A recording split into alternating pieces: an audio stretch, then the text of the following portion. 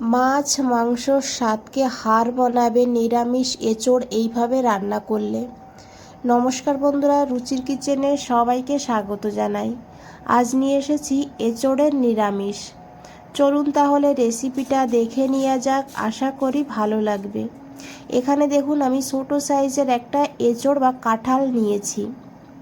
এখন কাঁঠালটাকে কেটে নিতে হবে, তার জন্য এখানে আমি দেখুন একটা ফয়েল পেপার দিয়েছি। যেহেতু কাঁঠালটা কাটার সঙ্গে সঙ্গে অনেকটা আঠা বা কষ বের হবে, সেই কারণে আমি এটা দিয়েছি। আর আমি এখানে চাকু দিয়ে কেটে নেব, তাই হাতে সর্ষের তেল লাগিয়ে চাকুতেও লাগিয়ে নিয়েছি। আপনারা চাইলে বটিতেও কেটে নিতে পারেন। দেখুন কতটা পরিমাণে আঠা বেরিয়েছে বা কষ বেরিয়েছে। তো সেই কারণে আমি এই ফয়েল পেপারটা দিয়ে দিয়েছি। আর এখন এই কাঁঠালটাকে আমি এইভাবে দেখুন কেটে নিলাম। আর দেখে বুঝতেই পেরেছেন একদমই কচি এঁচোড় নিয়েছি। আর এখন আমি এইভাবে কেটে নেব। প্রথমেই এটাকে ছোট ছোট পিস করে তারপরে এই যে ভেতরে যে বুকের সাইডে এই যে একটা শক্ত মতন অংশ আছে, এটাকে কিন্তু কেটে বাদ দিতে হবে। দেখুন এইভাবে কেটে বাদ দিয়েছি। আর তারপরে এই খোসাটাকে তুলে নিতে হবে। তো আমি এখানে আবারও বলেছি, আপনারা চাইলে বটি দিয়েও কেটে নিতে পারেন। আমি এইভাবে কেটে নিয়েছি কাঁঠালটাকে। তো এখানে আমি কিছুটা কেটে নিয়েছি আর এখন এটাকে এইভাবে পিস পিস করে কেটে নেব। দেখুন খুব বেশি বড় করব না, মিডিয়াম সাইজ করে এঁচোড়টাকে কেটে নেব। আর কেটে নেওয়ার সঙ্গে সঙ্গে জলের মধ্যে রেখে দেব, না হলে দেখুন লাল হতে শুরু করে দিয়েছে। তো এইভাবে আমি সবগুলোই কেটে পুরোটা কেটে আমি জলের মধ্যে দেখুন নিয়ে নিয়েছি। এখন ভালো করে ধুয়ে নিতে হবে। আর দেখুন কিভাবে কেটেছি। আর এদিকে দেখুন বন্ধুরা, আমি একটা কড়াইতে নিয়েছি জল। এই জলের মধ্যে এখন এই এঁচোড়গুলোকে দিয়ে দিতে হবে। এঁচোড়টাকে সিদ্ধ করে নেব, সেই কারণে এখন এখানে দিতে হবে অল্প করে একটু সর্ষের তেল। তেল দিলে কড়াইয়ের গায়ে এই আঠা লেগে যাবে না, আর কাঁঠালটাও ভালো করে পরিষ্কার হবে। আর তার সঙ্গে অল্প করে লবণ দিয়েছি, অল্প করে হলুদের গুঁড়ো দিয়েছি। খুব সুন্দর কালার হবে হলুদ দিলে। ভালো করে মিশিয়ে ঢাকা দিয়ে প্রায় 5 মিনিট মিডিয়াম ফ্লেমে এটাকে সিদ্ধ করে নিয়েছি। 5 মিনিট পর ঢাকনাটা খুলে ভালো করে একটু মিশিয়ে নিয়েছি। তারপরে ঢাকা দিয়ে আবারও 5 মিনিট রেখে দেব। তো এখানে আমি 10 মিনিট এঁচোড়টাকে সিদ্ধ করব। এদিকে দেখুন আমি দুটো আলু কেটে নিয়েছি, এইভাবে ডুমু ডুমু করে কেটে জলের মধ্যে রেখে দিয়েছি। এদিকে আমি ওই কড়াইতেই দিয়েছি আরও একটু জল। জলের মধ্যে দিয়েছি 3টে টমেটো এইভাবে কেটে, তার সঙ্গে 2টো শুকনো লঙ্কা, একটা কাঁচা পাকা লঙ্কা। তবে ঝাল আপনারা আপনাদের প্রয়োজন মতন এখানে নিয়ে নেবেন।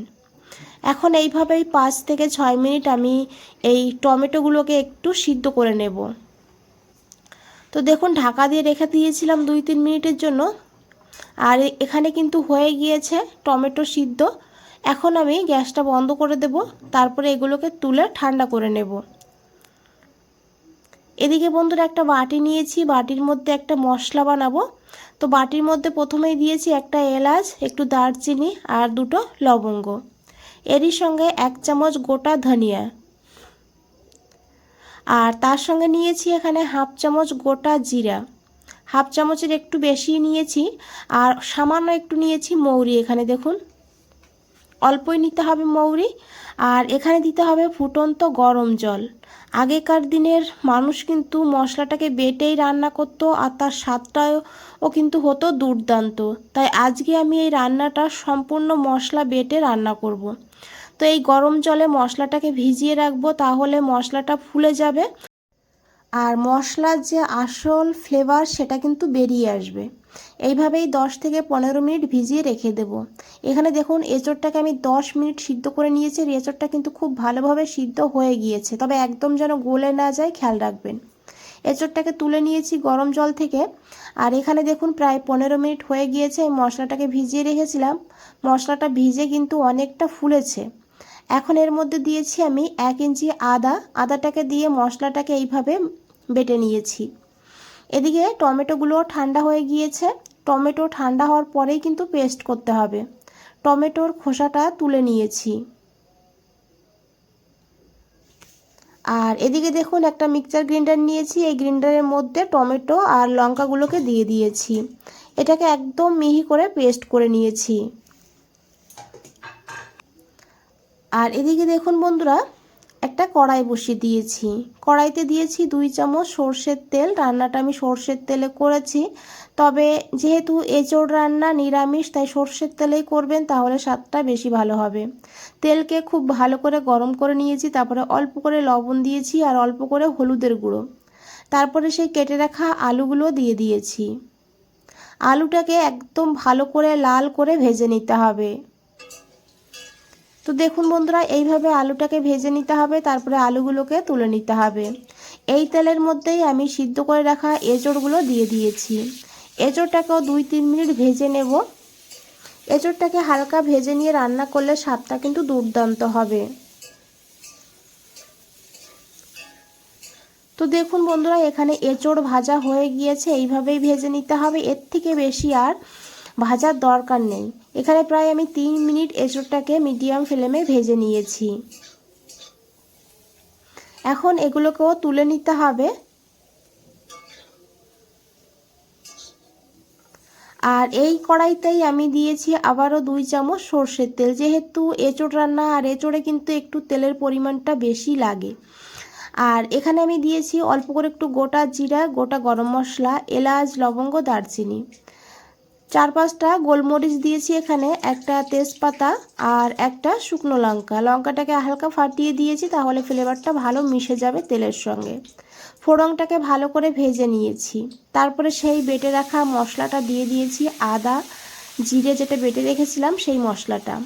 এরই সঙ্গে আমি লবণ দিয়ে দিয়েছি, যেহেতু জিরে বাটা আদা বাটা আছে, খুব ছিটাবে তেলের মধ্যে দিলে, তাই লবণটা দিলাম এখানে। আর দিয়েছি অল্প করে একটু হিং। নিরামিষ রান্নাতে একটু হিং দিলে কিন্তু ভীষণ ভালো টেস্ট হয়। হিংটাকে দিয়ে ভালো করে 2-3 মিনিট মশলাটাকে কষিয়ে নেব।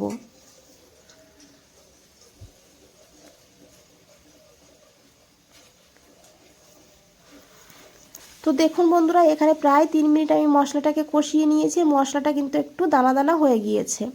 এখন এখানে আমি একটু জল দিয়েছি, মশলার বাটি ধুয়ে দিয়েছি, আবার একটু লবণ। আগে আমি অল্পই লবণ দিয়েছিলাম।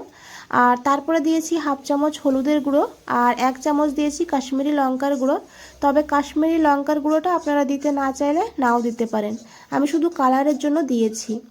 মশলাটাকে দিয়ে ভালো করে মিশিয়ে নিয়েছি। তারপরে এখানে সেই বেটে রাখা টমেটো দিয়ে দিয়েছি। এখন ভালো করে মিশিয়ে নেব। তারপরে ঢাকা দিয়ে মশলাটাকে প্রায় 6 থেকে 7 মিনিট কষিয়ে নেব। তো দেখুন, মশলাটা যত ভালো করে কষানো হবে, রান্নার স্বাদটা ততই ভালো হবে। এইভাবে কিন্তু প্রায় আমি 5 থেকে 6 মিনিট মশলাটাকে কষিয়ে নিয়েছি। আর মশলা থেকে দেখুন তেলও ছেড়ে দিয়েছে। এখন এখানে দিয়ে দিতে হবে ভেজে রাখা আলু আর এঁচোড়।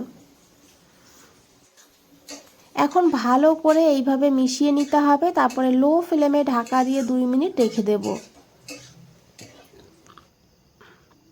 2 মিনিট পর ঢাকনাটা খুলে নিয়েছি। দেখুন কতটা লোভনীয় লাগছে দেখতে, একদম মাংসের মতন মনে হচ্ছে দেখেই।